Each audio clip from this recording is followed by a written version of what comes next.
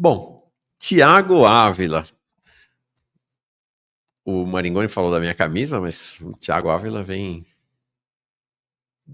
com algo que diz pouco do carnaval, mas diz muito sobre o mundo e talvez a principal luta dos povos do planeta nesse momento. Tiago Ávila, muito bem-vindo, homem. Muito bem-vindo. Bom dia, Mauro. É um prazer estar aqui contigo, viu? Parabéns pelo Manhã Brasil, você, Jones, todas as pessoas que têm feito esse trabalho tão importante. Fico muito feliz de estar aqui. Obrigado pela comunidade também acolhida. É um prazer estar com você, gente. Se você me dá parabéns pelo Manhã Brasil, eu preciso te dar tetra parabéns pela sua jornada de militante internacionalista, né, da luta dos povos, especialmente dos povos do Oriente Médio, especialmente dos povos da Palestina e agora do Líbano também. Realmente sua jornada é muito marcante, você é uma referência.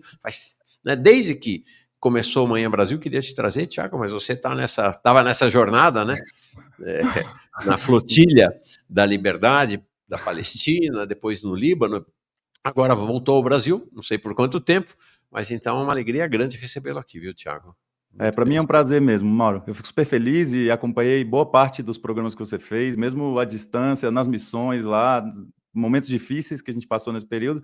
Mesmo assim, estava acompanhando o trabalho de vocês, vendo ele crescer também, muito importante que cresça. Eu boto muita fé e desejo tudo de melhor para vocês essa caminhada aqui. Massa que já tá fazendo 2 meses, parece que foi ontem também. Pois é, obrigado, Tiago, obrigado. Para quem não conhece essa tua trajetória de militante internacionalista, até porque tem uma característica interessante, né? O Tiago vai de uma militância marcadamente ambiental, que você não abandonou, mas que acho que era talvez a grande marca da tua militância, para uma militância internacionalista, socialista, revolucionária, que não perde a conexão com o meio ambiente, né? Mas que centralizada pela luta dos povos do Oriente Médio, especialmente do povo palestino. Conta um pouco dessa sua trajetória, dessa sua ligação nos últimos, acho que já 1 ano e meio, né? Com o povo da Palestina. Obrigado, Mauro, por trazer isso. Isso é uma reflexão que a gente tem feito realmente, assim, como ao longo desse último período, 1 ano e meio, a nossa militância precisou focar muito da nossa energia nas pautas internacionalistas. Eu tenho 38 anos, né? E aos 18 anos eu li pela primeira vez o Manifesto Comunista, comecei a me entender nesse mundo. Então eu já faço isso há mais tempo do que eu faço qualquer outra coisa na vida, né? 20 anos atrás. E passei 18 anos sem fazer. E me arrependo de não ter começado antes no movimento secundarista e ter aprendido antes. Mas naquela época, eu comecei a me entender no mundo, sobretudo pela luta internacionalista. Eu apoiava o movimento da luta pela paz na Colômbia, era muito envolvido, inclusive, com os movimentos de libertação da Colômbia também, naquele momento ainda lutando pela troca humanitária de prisioneiros, pelos acordos de paz e tudo mais, e com a causa palestina também. Foi 2005, 2006, foi aquela época que Israel invadiu o Líbano, que escalou mais uma vez o genocídio contra o povo palestino, e naquela época só não tinha muitos instrumentos, mas eu tentava, produzia material, fazia camisetas, ia nas manifestações, produzia material e formação política para as nossas organizações, para os movimentos e tudo, e tentava contribuir da melhor forma. Alguns anos depois, só que eu consegui a Palestina, mas eu tentei sempre deixar a militância internacionalista muito viva. Em 2009, eu fui pela primeira vez nas Brigadas de Solidariedade com Cuba, desde então passei a organizar as Brigadas de Solidariedade com Cuba. Hoje a gente manda centenas de pessoas para Cuba todos os anos, e a gente tem organizado missões de solidariedade em outros países. Só que mudou muito de que quando escala o genocídio da Palestina, né, são 78 anos de genocídio e limpeza étnica, que se estruturou no estado de colonização e apartheid, e que não é uma questão religiosa, mas sim uma ideologia racista e supremacista que é o sionismo, né? Quando isso escala, em outubro de 2023, Mauro, a gente teve que tomar uma decisão de que, olha, todos os inimigos que a gente tem na nossa luta existencial da classe trabalhadora no mundo hoje, contra a exploração, contra todas as opressões e contra a destruição do planeta, eles vão se intensificar a partir dessa escalada imperialista de agressão, não só contra o povo palestino, mas contra os povos da região e que reverbera no mundo, porque a gente vê o projeto autoritário, sionista imperialista, tentando criar estados autoritários no mundo inteiro. Então a gente falou, olha, esse é o momento de girar toda a energia que a gente tiver, e o que a gente puder fazer para deter a maior violação do nosso tempo, a gente precisa fazer. Porque não é como se não houvessem genocídios, não é como se não houvesse violações em outras partes do mundo, mas em nenhuma parte do mundo, nessa época histórica, convergiu todos os interesses do sistema imperialista para exterminar um povo. E em nenhuma outra parte do mundo a gente conseguiu ter força, capacidade organizativa e poder de convocatória para fazer um levante global, que organizou, por exemplo, no Reino Unido em novembro de 2023, Mauro, a maior manifestação desde que virou o milênio sobre qualquer tema, não é sobre só a Palestina. Desde que virou o milênio, nunca tinha tido 1 milhão de pessoas na rua em Londres sobre nenhum tema. Então, quando a gente entendeu que, poxa, isso é um levante global, isso é mais do que só um protesto anti-genocídio, anti-guerra. Isso é algo que está formando a consciência de militantes no mundo inteiro, que estão entendendo o que é imperialismo, estão entendendo o que é o sistema capitalista, que o imperialismo é uma expressão do sistema capitalista, como dizia Lenin. Então, é muito importante que esse processo, a gente consiga canalizar isso para vitórias concretas para a nossa classe. É difícil, porque eu vim de uma militância ecológica muito forte, porque justamente eu sempre compreendi que estava tudo junto. A exploração, as opressões e a destruição da natureza. Eu nunca comprei aquela ideia de que falar de opressões divide a classe trabalhadora, de que falar de ecologia não tem nada a ver com a necessidade de desenvolvimento. A gente sempre fez uma síntese de que está tudo junto. Na nossa luta por emancipação, que não tem socialismo numa terra arrasada, que não tem socialismo sem a luta feminista, sem a luta de negritude, que está tudo isso caminhando junto, e que a nossa militância é muito melhor se ela se forma para todas essas pautas emancipatórias ao mesmo tempo. Mas o que eu fiquei, sinceramente, muito chateado, indignado, na verdade, é que eu era para vários veículos da imprensa uma referência da pauta ecológica, só que as pessoas queriam me ouvir, por exemplo, os grandes veículos de comunicação, queriam minhas entrevistas sobre a pauta ecológica e estavam silenciando sobre a causa palestina. Eu falei para todos eles, não dou entrevista para vocês enquanto vocês não falarem do genocídio em Gaza. E aí eles tomaram a decisão de não me entrevistar mais. Eu falei, tá bom, então se for necessário não falar com vocês sobre isso nunca mais, eu nunca mais falarei. Mas eu vou continuar falando sobre a Palestina. Então não é nem que eu deixei de fazer essa militância, é que a atenção das pessoas se voltou muito para isso, porque a urgência histórica é muito grande. Sim. O apagamento que você sofre aqui na mídia liberal é o mesmo apagamento que a Greta Thunberg está sofrendo planetariamente, né? Ela era, vamos dizer assim, a queridinha da mídia liberal enquanto estava falando do tema ambiental, e falava muito bem, né? A Greta é um fenômeno, né? Simplesmente foi limada, foi cortada, né, das mídias por conta exatamente da adesão dela à causa palestina, né? Sim, é impressionante, Mauro. E a gente vê isso no mundo inteiro. Pessoas que... Porque, no fim das contas, o liberalismo ele tenta se aproveitar de todas as nossas pautas. Ele tenta se aproveitar das nossas pautas contra a exploração, tentando falar de ambientes de trabalho mais saudáveis e aquelas big techs com outras formas de organização, de lazer e coisas curiosas, lúdicas no trabalho. Ele tenta se apropriar dos movimentos das pautas de opressões diversas, tentando fazer um feminismo liberal, uma luta de negritude liberal. Ele tenta se apropriar da pauta ecológica também, com o imperialismo ecológico e tantas outras formas. Mas, no fim das contas, a partir do momento que a gente traz um caráter de ruptura mesmo com o sistema capitalista, eles rejeitam imediatamente. Então, eles levam um tempo tentando usar as mensagens das pessoas que lutam e que fazem um trabalho concreto, se apropriar delas. Quando eles veem que eles não conseguem, eles falam, não, essa pessoa não dá para a gente cooptar, ela é adversária, então vamos botar ela de canto. A gente viu esse processo com a Greta, que se torna melhor a cada dia. A presença da Greta foi muito importante, porque ela pegou muito daquele movimento ecológico liberal, de orientação, de origem europeia, e transformou num caráter de ruptura com o modelo capitalista. E isso é da maior importância, gente. Quando a gente pega lá Capital Volume 3, a ruptura metabólica, que Marx já falava naquela época, a gente sabe que a gente não tem como construir um futuro se a gente não levar isso em consideração. E a Greta conseguiu fazer essa síntese, de que não é assim, nós queremos acabar com a destruição da natureza, e com o modo de produção capitalista que trata a natureza enquanto mercadoria, e isso envolve lutar pela Palestina, porque o ecocídio está acontecendo na Palestina. E, aliás, o maior emissor de gases de efeito estufa do mundo, e o maior poluidor do mundo, se chama Exército dos Estados Unidos. É muito importante. A Abby Martin está publicando um documentário agora que se chama O Maior Inimigo do Mundo, que é justamente explicando como o Exército dos Estados Unidos, que não contabiliza suas emissões de carbono, por exemplo, em lugar nenhum, como ele utiliza essa sua infraestrutura para não só poluir e destruir o planeta, mas submeter outros países à sua agenda, que toda vez que eles tomam controle de um país, eles destroem não apenas o bioma daquele lugar, mas submetem aquele país a uma lógica primária exportadora por gerações, porque acaba com aquele país, acaba com a força produtiva daquele país e submete ele a ser o que a gente está vendo na Ucrânia, né? Ser uma grande mina a céu aberto. Então, no fim das contas, derrotar o sistema imperialista, derrotar o maior inimigo do mundo, que é o imperialismo estadunidense, é lutar a pauta ecológica também, só que as pessoas muitas vezes não veem essa conexão, né? Você está usando eu não sei como é que se pronuncia, um keffieh. É assim que se chama esse lenço palestino, é isso? É É um assim que se kefia. pronuncia? Como? Um kufia, kefia, tem diferentes Kofia, pronúncias. kefia? Ah, tá Tem bom. muitas variações do árabe, né? Eu não sou a melhor pessoa para falar árabe, na verdade, eu sou uma pessoa muito ruim para falar árabe, mas eu sei que tem várias variações. Legal. E ao mesmo tempo é interessante que chamou a atenção, né? Em que a luta, o seu trajar tem a ver com a sua trajetória e com a sua luta, né?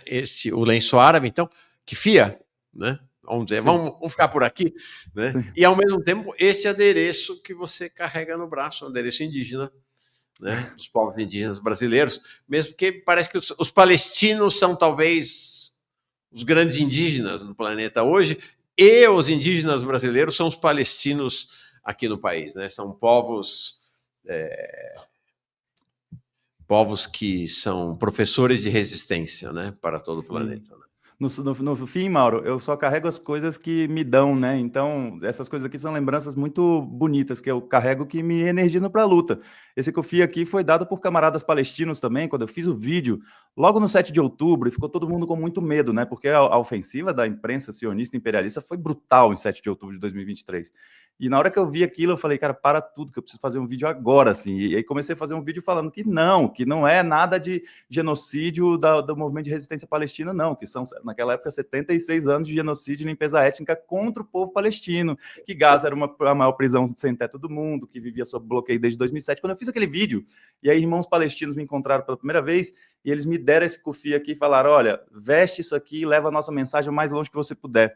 Eu falei, tá bom, todo lugar que eu puder vestir isso, eu vou vestir. E essa pulseira aqui também é outro processo de luta. A gente lutou por mais de 15 anos aqui, na luta das aldeias que ficam na região do Noroeste, do Distrito Federal, e quando a gente conquistou, depois de tantos anos, Mauro, aquele processo que a gente faz de tomar tratores, de enfrentar a polícia, de resistir, de dormir em cima de árvores, que como a gente fez, as pessoas falam muito de abraçar árvore, e toda vez que a gente está enfrentando um trator, enfrentando a polícia, a gente fica rindo, olha a gente aqui abraçando árvore, né?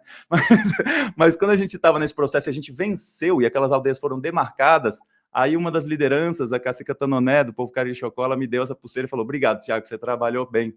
Aí eu falei, vou carregar essa pulseira Legal, comigo a vida toda, se eu puder. Então, está sempre legal. lembrando que as nossas lutas também trazem vitórias. Pô, é Sim. muito duro, cara. A gente enfrenta muita repressão. Cara, nos últimos 5 anos eu devo ter sido preso umas 5 vezes, criminalizado trocentas vezes, mas a gente também conquista vitórias. É importante fazer Claro. isso, né? Quem não luta já perdeu. Quem luta pode perder, mas pode vencer. Né? Sim. Essa é a questão. Sérgio Alves diz aqui, orgulho Thiago Ávila, um militante comunista internacional na luta dos povos explorados no capitalismo mundial. Bom, acho que Obrigado. você traz uma questão interessante, importante em relação ao 7 de outubro, que é, e aí queria te introduzir num diálogo sobre a Palestina e o Líbano, que foi a propaganda da mídia ocidental que impactou, inclusive, setores da esquerda, setores chamados progressistas neoliberais, que qualificaram o Hamas como um grupo terrorista e que acharam que aquela ofensiva do 7 de outubro tinha sido do Hamas, quando na verdade não foi do Hamas, ou pelo menos não foi do Hamas apenas. Houve uma frente de organizações palestinas que encetaram aquela ação, que é a ação que mudou totalmente o jogo na Palestina e no Oriente Médio no 7 de outubro. Mas o foco é sempre no Hamas, assim como no Líbano, né? A resistência no Líbano é uma resistência de frente de organizações. O Hezbollah é aquele que mais aparece. E tanto o Hamas quanto o Hezbollah são vítimas da islamofobia que toma conta do Ocidente, inclusive organizações de esquerda, pessoas de esquerda no Ocidente. Então, eu gostaria, se você puder, rapidamente, mas que você... Antes, eu tenho uns 2 vídeos muito legais do Thiago para apresentar, mas eu gostaria que você apresentasse para nós, antes de eu apresentar os seus vídeos, o que é o Hamas e o que é o Hezbollah. É muito importante de tratar disso, Mauro. Quando você traz o Hamas, o Hezbollah, trazendo enquanto nome de organizações, eu sempre penso assim, o Hamas e o Hezbollah poderiam ser, em muitos outros momentos, lideranças organizativas de rebeliões e lutas de libertação como as do Brasil, como a Cabanagem, como a Balaiada, como a Confederação do Equador. Inclusive, hoje é uma data histórica em relação à Revolução dos Padres de Pernambuco, né, que foi uma antecessora da Confederação do Equador, um dos processos mais bonitos de luta emancipatória do Brasil. Toda vez que eu penso nisso, eu penso em Quilombo dos Palmares, gente. Processos de libertação, como o Congresso Nacional Africano, que também era considerado como terrorista, como a luta de libertação na Argélia, como o povo vietnamita tentando resistir também ao imperialismo, eles vão ser sempre tratados da forma mais pejorativa e depreciativa possível pelo sistema estabelecido. Nelson Mandela era tratado como terrorista até depois que era presidente. Inclusive, ele foi retirado da lista de terroristas pelo governo Obama, se não me engano, depois de muitos e muitos anos. Então, a gente está falando, gente, de processos que sempre serão criminalizados, quando, na verdade, existem, obviamente, organizações que em qualquer lugar do mundo que têm plataformas políticas, estratégias e táticas de luta que eu não vou ter nenhum acordo. Não é o caso dessas organizações que resistem na Palestina histórica e na região do Levante, porque tanto o Hamas quanto o Hezbollah são parte de uma sociedade que tem uma variação política, religiosa muito mais ampla do que as pessoas imaginam, e só não imaginam isso por conta da cultura orientalista, dessa forma de opressão também, de considerar todos os povos orientais como monolíticos, reprimidos, que não têm consciência crítica, que são fanáticos religiosos, de uma origem étnica árabe violenta, de uma religião islâmica violenta. Então, o orientalismo e a islamofobia desumaniza esses povos. E aí faz com que as pessoas não entendam que são de uma variedade política imensa. Por exemplo, na Palestina existe Hamas, das organizações que estão na resistência armada contra a entidade sionista de Israel, existe Hamas e Jihad Islâmica, essas sim são de orientação islâmica, mas existe também a Frente Popular de Libertação da Palestina, que é uma organização marxista, existe a Frente Democrática de Libertação da Palestina, existe o Comando Geral, existe o Caminho Alternativo também, e várias outras organizações, e sem contar todo mundo que é desorganizado, mas que resiste só por ser povo. Mauro, eu tive no Líbano agora com uma senhora chamada Zahra, que ela não é militante orgânica do Hezbollah nem de nenhuma organização. Só que ela foi aquela mulher que enfrentou aquele tanque de Israel, que foi para cima do tanque, quando Israel não queria sair da sua vila depois do acordo de cessar-fogo. E ela não é organizada em lugar nenhum. Ela falou, é a minha terra. Eu vou defender minha terra, vou expulsar aquele tanque da minha terra, simplesmente assim. E que bom que o Brasil não é um país que considera essas organizações como terroristas, porque elas são organizações que têm um amplo espectro de atuação, que são partidos políticos também, que têm seu trabalho social, assistencial, que inclusive se consolida a partir de um trabalho servidor, uma mentalidade servidora nas suas comunidades. Eu, obviamente, pela minha concepção marxista revolucionária, eu não vou ter acordo com o programa político dessas organizações, mas eu nunca terei desacordo com qualquer povo lutando pela sua libertação contra a colonização e imperialismo. Aí que vem a questão, assim, com todos os erros e acertos que essas organizações possam ter, elas ainda estão cumprindo um papel determinante na história. E que bom que os povos desses países podem contar com essas organizações, porque tem muita gente, eu estive no Líbano e também na Palestina, e eu conversava com as pessoas falavam, olha, não concordo com a determinada política dessa organização, não concordo com a política interna dessa organização, mas que bom que ela existe para lutar contra a ocupação. No fim, é isso. Perfeito, legal. Bem legal. E a gente vive um momento paradoxal, né? Um momento de uma ofensiva, a ofensiva do imperialismo contra os palestinos e Gaza, tá? Acompanha a vida, né, de Gaza, acompanha a vida dos palestinos desde sempre. Ela foi muito aprofundada pelo governo Biden, né, com o apoio integral ao genocídio cometido por Israel, né? Aparentemente, ao que tudo indica, as pesquisas apontam que foi um dos motivos da derrota da Kamala Harris, inclusive esse apoio, né? A juventude estadunidense se rebelou contra esse apoio e não votou na Kamala Harris, e esperava-se, talvez, da mesma maneira como está acontecendo na Ucrânia, algum alívio com Trump, mas não está tendo, ao contrário, né? Trump está vindo para co-colonizar, né, a faixa de Gaza e a Cisjordânia também, com Israel, tentando transformar a faixa de Gaza num grande resort dos Estados Unidos, expulsando os palestinos da terra. Agora, o grande destaque do Oscar é, tudo bem, a gente é brasileiro, a gente adorou Ainda Estou Aqui, maravilha, mas o destaque global, o destaque mundial, o que de fato foi muito relevante, foi o No Other Land, o prêmio de melhor documentário. Inclusive, o discurso histórico no Oscar foi o discurso do Bassel Adra, que é o diretor palestino do documentário. Você chegou a conhecer essa região lá, na Cisjordânia, Thiago? Eu rodei bastante pela Cisjordânia, Mauro, mas eu vou confessar para você que, com todo o lapso e uma falha minha, eu não assisti No Other Land ainda. E tô para assistir há dias. Então, eu não sei sinceramente de qual região específica que eles estão falando, mas eu estive em muitos povoados da Cisjordânia ocupada, vários deles que agora estão sendo terrivelmente atacados, alguns que já foram, inclusive, tomados e destruídos, infelizmente. E eu sou esse tipo de pessoa, assim, com uma tarefa tão óbvia, né, como assistir o filme da Palestina que foi para o Oscar, que tem um diretor também israelense, né, que inclusive esse é um fator que muito da comunidade palestina tem problematizado também, que criou uma aceitabilidade que não teria mesmo se fosse um palestino mesmo dirigindo esse processo. Eu não assisti, então eu estava no Líbano lá falando, pô, tem que assistir, mas tinha tanta tarefa de ir para a zona ali onde Israel ainda não saiu do cessar-fogo e tantas outras tarefas, e produzir a própria série que eu produzi agora sobre o Líbano. Então eu falei, olha, vou terminar essa série, vou parar, vou curtir o primeiro carnaval com a minha filha, que tem um ano e um mês, e aí eu vou parar para assistir No Other Land. Legal. Então eu ainda não sou a pessoa para opinar sobre No Other Land. Muitas outras pessoas vão fazer isso muito melhor que eu. Thiago, quando eu crescer, quero ser igual a ti, Conceição Lima. Legal, Conceição. Obrigado, querida. Tamo junto. Tamo junto. Ó, a região do filme é exatamente Massaferiata. Eu falei aqui, evidentemente, que eu não sei se com o sotaque, com a pronúncia correta, mas é isso aí. É a região lá na Cisjordânia. Eu não cheguei aí lá. Eu iria em outra missão, que a gente ia participar do cultivo das oliveiras, mas quase todos os nossos militantes foram impedidos de entrar na imigração, que infelizmente existem checkpoints israelenses na Cisjordânia, mesmo para quem entra pela Jordânia. E aí, quando todos eles foram impedidos de entrar e tinham bem menos visibilidade que eu, a gente tomou a decisão para preservar recursos, que a gente não tem recurso sobrando, na verdade, falta recurso para fazer o que a gente tem que fazer. Falou, não, então o Thiago nem vai para não jogar a passagem fora e não dar um presente para eles de ir lá para o checkpoint, né? Então a gente tomou a decisão de eu não ir. A gente tenta ir, na verdade, pelo mar, né, Mauro? A gente tenta ir pela flotilha e, se tudo der certo, vamos chegar em Gaza pelo mar, rompendo o cerco de Gaza. Legal. Maravilha. O projeto ainda há o projeto de chegar em Gaza com a flotilha? Sim, ele existe desde 2008 e em vários anos as nossas flotilhas foram derrotadas.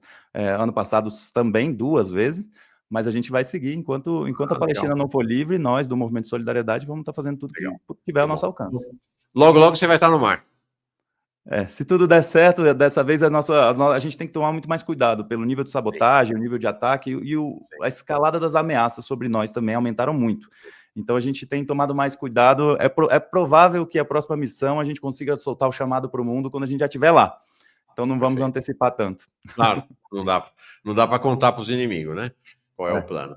Bom, deixa eu mostrar. Você teve Nossa, gente, o Thiago simplesmente estava no Líbano, em Beirute, e participou das cerimônias do enterro do Sayed Nasrallah Hassan. Agora, dia 23 de fevereiro, que tinha sido assassinado por Israel em setembro. 1 milhão de pessoas participaram.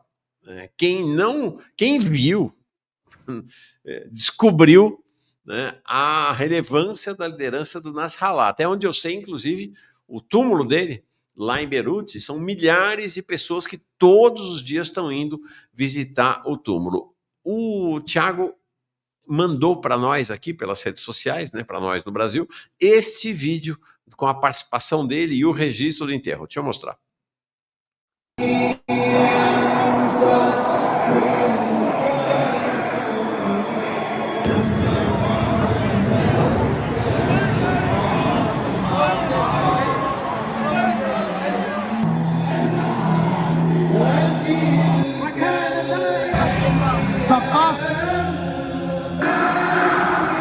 السلام سماءه هو نصر رب العالمين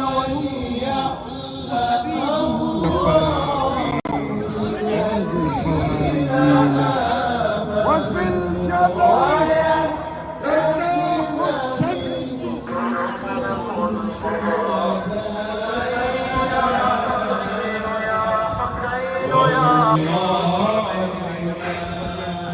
that Israel would start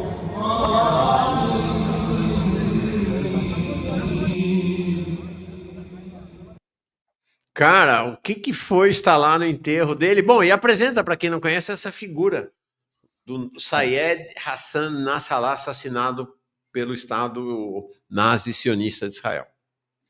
Mauro, é muito importante porque quando a primeira vez que eu ouvi falar de Sayed Hassan Nasrallah, eu estava justamente adquirindo consciência política. E logo em 2005, quando veio 2006 a invasão do Líbano, eu tive o mesmo choque que muita gente teve nesse último ano e meio por conta da escalada do genocídio na Palestina. De que, de uma hora para outra, o mundo cai, assim. Você fala, caraca, não existe direito internacional, não existe organismos multilaterais, e o Conselho de Segurança da ONU não vai fazer nada, e a Assembleia Geral da ONU, então, tem que fazer alguma coisa. E a Corte Internacional de Justiça, e o Tribunal Penal Internacional, e as grandes nações do mundo, como que ninguém vai fazer nada, não é possível, e os artistas de Hollywood. Em 2006, meu mundo caiu, como caiu da maioria das pessoas no último ano e meio. E naquele momento ali eu estava extremamente frustrado. Só que aí eu vi o discurso de uma pessoa que eu nunca tinha visto a cara dele na vida, era a liderança do Hezbollah, que tinha assumido a liderança depois do assassinato do líder anterior. Said Hassan Nasrallah disse o seguinte: a entidade sionista quer tomar o controle das nossas terras como parte do seu projeto expansionista e colonial. E nós não vamos permitir. Vocês vão ver que eles estão chegando em pé no Líbano e vão sair deitados. E falou, a gente vai vencer e nós vamos colocar mais uma vez uma derrota sobre a entidade sionista. E na hora que ele falou isso, eu pensei assim, ó, tá, qualquer liderança vai falar isso para mobilizar suas tropas, mobilizar seus militantes, né? Se você não tiver uma perspectiva de vitória, é muito difícil você conseguir mobilizar as pessoas. Mas não é que 33 dias depois ele venceu? Ele estava certo, cara. O povo libanês repeliu a 5ª maior força militar do mundo naquela época, cara, com uma disparidade de armas absurda. Bombardeios massivos em todo o Líbano, com o uso de armas proibidas como fósforo branco. Isso aconteceu em 2006. E ainda assim, utilizando táticas de guerra irregular, túneis, táticas de guerrilha, o Hezbollah e as outras organizações, e o povo libanês, sobretudo, repeliu os invasores sionistas em 2006. Então, quando aconteceu aquilo, eu falei, caraca, ele estava certo, velho. E aí eu comecei a prestar atenção, e eu entendi que aquela pessoa que eu sempre ouvia falar como terrorista e tal, como aquela pessoa, todo aquele orientalismo, né, e a islamofobia que vem agregada à propaganda ideológica imperialista e sionista, eu entendi que, na verdade, era uma liderança anticolonial, que poderia ser como parte das várias outras lideranças anticoloniais do sul global. E que, bom, embora tivesse divergência do programa político de uma organização orientada pela religião, ainda assim eu falava, pô, isso tem muito valor, e consegui uma vitória histórica. Então, aquilo dali, para mim, realmente foi muito marcante. Depois de 2006, eu entendi que Nasrallah já havia, junto com o Hezbollah e o movimento e a resistência libanesa, expulsado os sionistas no ano 2000, que invadiram o Líbano em 82, tiveram que sair no ano 2000, expulsos pela resistência libanesa, e em 2006 foram derrotados novamente. Desde então, o Líbano vinha mantendo a sua integridade territorial, porque senão o Líbano já teria ficado como a Cisjordânia ocupada, cheio de colônias, que eles chamam de assentamentos judaicos, sionistas, espalhados por ali. Ou então, pior ainda, teria ficado como os outros territórios ocupados em 48, que todos os outros povoados que eu visitei na Palestina histórica, que hoje não existem mais, e foram totalmente anexados por Israel, como a colinas de Golã, que é da Síria, ou como todo o território ali perto de Haifa e outras regiões. Então, no fim das contas, Nasrallah foi essa liderança de um movimento político que surgiu para derrotar a ocupação militar israelense, que invadiu o Líbano, que veio parte... existia um movimento islâmico xiita já forte no Líbano. O Líbano tem 18 religiões oficiais e origem étnicas oficiais, reconhecidas pelo governo, inclusive com espaços no parlamento, numa dinâmica bastante curiosa e única de gestão de governo, né? Mas os xiitas tem uma população muito grande, e sobretudo no sul, e eram as pessoas que estavam dispostas a lutar contra a ocupação. E para lutar contra a ocupação, criou essa organização chamada Hezbollah, que é o Partido de Deus, o nome. Se chama Partido de Deus, mas é um partido de base popular, é um partido que tem o cotidiano, cara. Quando as pessoas falavam Hezbollah para mim em 2005, 2006, eu pensava numa pessoa segurando uma AK-47. Hoje, quando fala isso, eu penso nas pessoas incríveis, naquelas jovens de 25 anos que estavam lá traduzindo do árabe para o inglês para mim, acompanhando todos esses dias, e que têm sonhos de transformação de mundo muito semelhantes aos meus, e que nunca pegaram em arma, nunca sequer fizeram nada de treinamento militar nem nada. Elas fazem parte de um partido político que luta dentro do seu país contra a ocupação. Então, o Said Hassan Nasrallah foi aquela liderança que conseguiu canalizar esses esforços de um povo que não é somente muçulmano xiita, mas conseguiu canalizar os esforços do povo libanês na sua luta por libertação. Muita gente estava no enterro. Mauro, eram pessoas de muçulmanos sunitas, eram cristãos maronitas, na verdade todas as organizações religiosas, tradições e fé que eu conheço na vida estavam lá, e pessoas de boa parte dos países também estavam lá, falando, olha, o trabalho de Hassan Nasrallah, ele vai além das divergências políticas que a gente possa ter, mas ele é um trabalho que representou a vontade do povo libanês de ser livre, e que ainda bem trouxe vitórias importantes para o povo libanês, e que não só para o povo libanês. Qualquer pessoa que estigmatiza o Líbano, que estigmatiza a resistência libanesa, comprando o discurso da islamofobia e da mídia imperialista e sionista, pensem o que teria sido de Gaza nesses últimos 1 ano e meio se Israel não tivesse tido que dividir as suas forças entre um fronte no norte contra o Líbano e o fronte de Gaza. O que seria? Né? Então, o mundo inteiro que se levanta em solidariedade ao povo palestino deve muito às vidas do povo libanês, porque foram eles que perderam suas cidades, foram eles que perderam seus parentes, foram eles que tiveram membros decepados e mutilados com o ataque terrorista dos Pages, que atingiu mais de 4.000 civis, e eu conheci várias dessas pessoas. Então, no fim das contas, o mundo inteiro pensou nesse 1 ano e meio, Mauro, como que a gente pode parar o genocídio na Palestina? E o povo libanês foi um dos poucos que, de fato, fez algo. E por isso a gente deve muito ao povo libanês, e o povo libanês não fez isso à toa. Ele fez isso porque tinha lideranças que traziam isso como valor e como princípio, mas também como uma estratégia de luta e de enfrentamento. E Hassan Nasrallah foi, de longe, a maior liderança disso. Quando mataram a primeira liderança do Hezbollah e veio Nasrallah, o imperialismo e o sionismo achava que tinha conquistado uma vitória importante na tática de decapitação. Mal entendiam eles que trouxeram para comandar o Hezbollah uma pessoa muito mais determinada ainda e com muito mais capacidade, que agora, depois que ele morreu, se eles achavam também, o funeral dele mostra isso, que eles iam acabar com a vontade do povo libanês de resistir, iam acabar, inclusive, com o próprio Hezbollah enquanto organização, eles estão muito enganados, porque agora tem milhões de pessoas que acessam as mensagens, e o legado que uma pessoa que lutou, com todos os seus erros e acertos, deixa para a história da luta revolucionária no mundo. Legal. Bem legal e emocionante. Deixa eu registrar. Thiago Lúcifer 666 chega aqui como novo membro do canal. Cada um que chega, obrigado demais. Eu digo, né, quem aponta para o socialismo, quem se inspira pelos ideais comunistas, já fez menção, né, a leitura do Manifesto Comunista de Marx e Engels, não tem outro jeito que se sustentar que não seja pela força do povo, né, enraizado no povo, né, não tem governo, não tem empresa, não tem nada disso. É assim que a gente caminha. Então, cada membro que chega para nós, fundamental.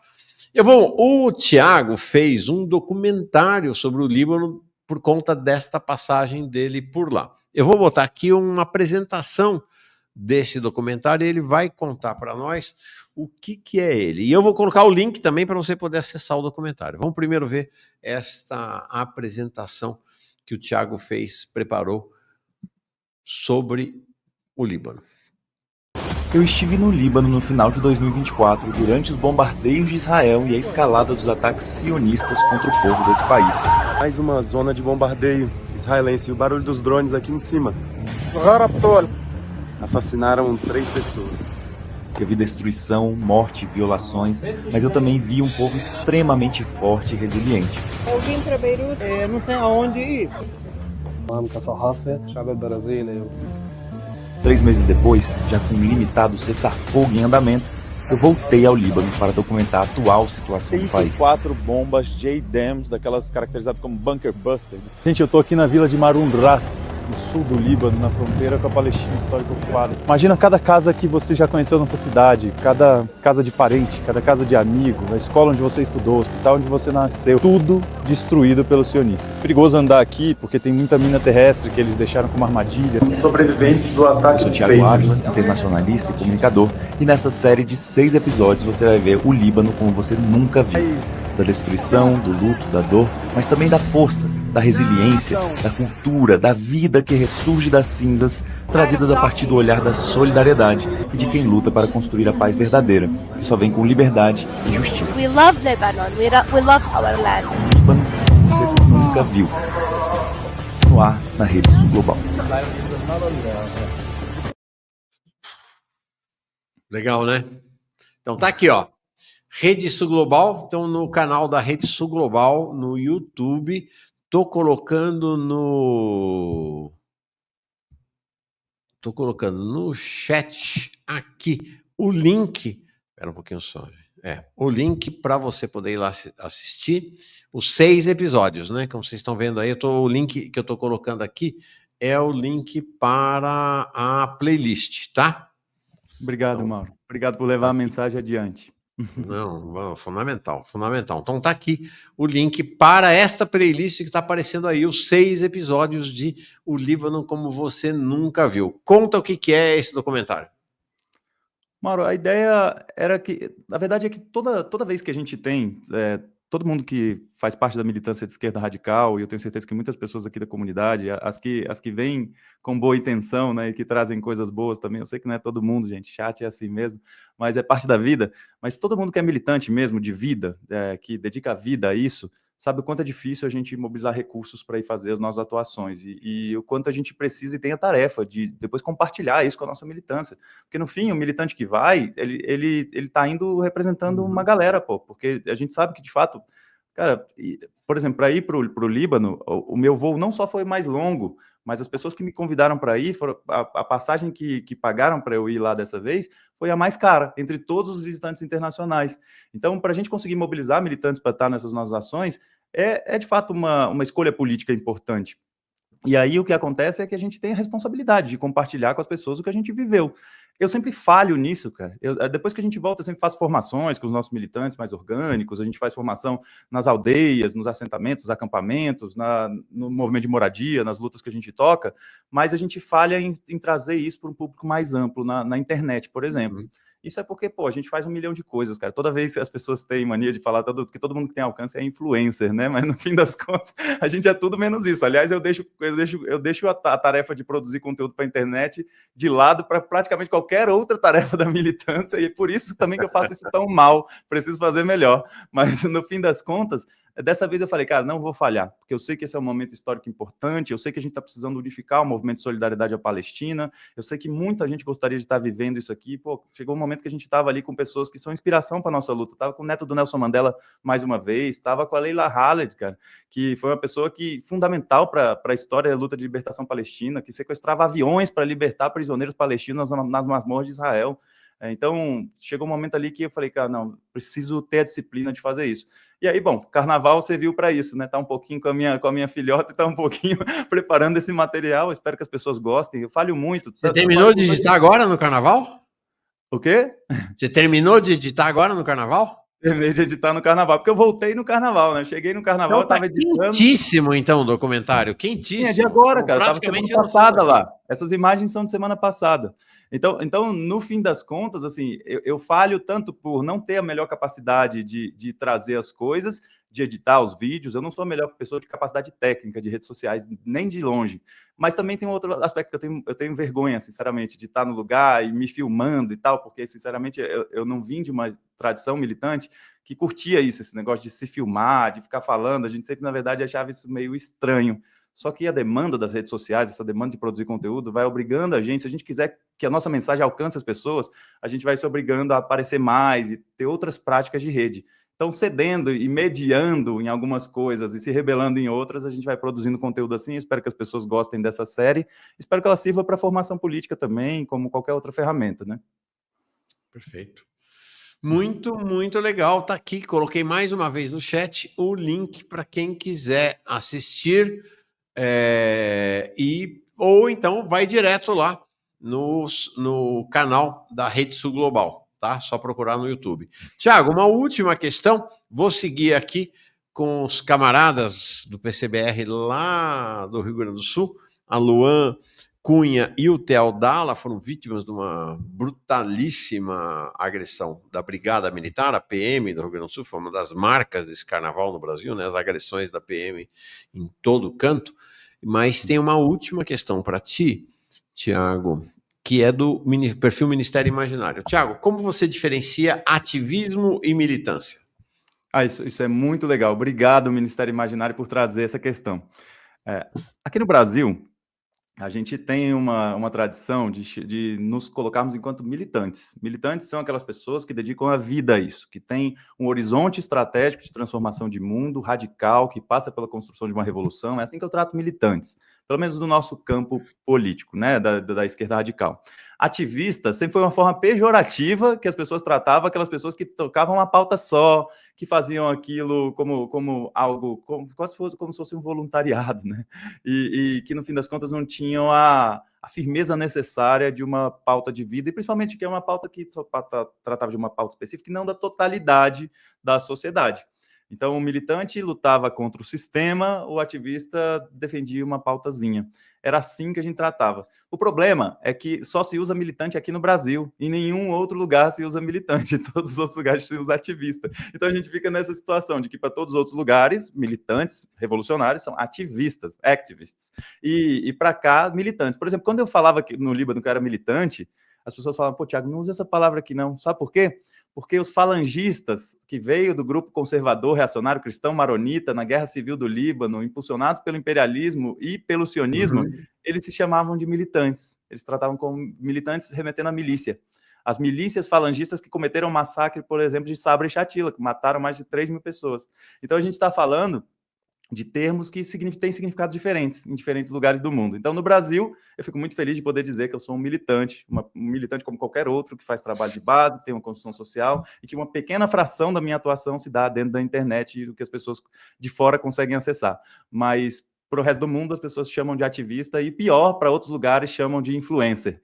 Mas a única diferença entre um militante e um influencer que é da esquerda radical é que o que eles chamam de influência é porque tem algum alcance e audiência hoje, mas a gente segue sendo militante com o mesmo compromisso, a mesma firmeza histórica. Legal. Porra, adorei, Thiago. Muito bom, muito boa essa nossa conversa.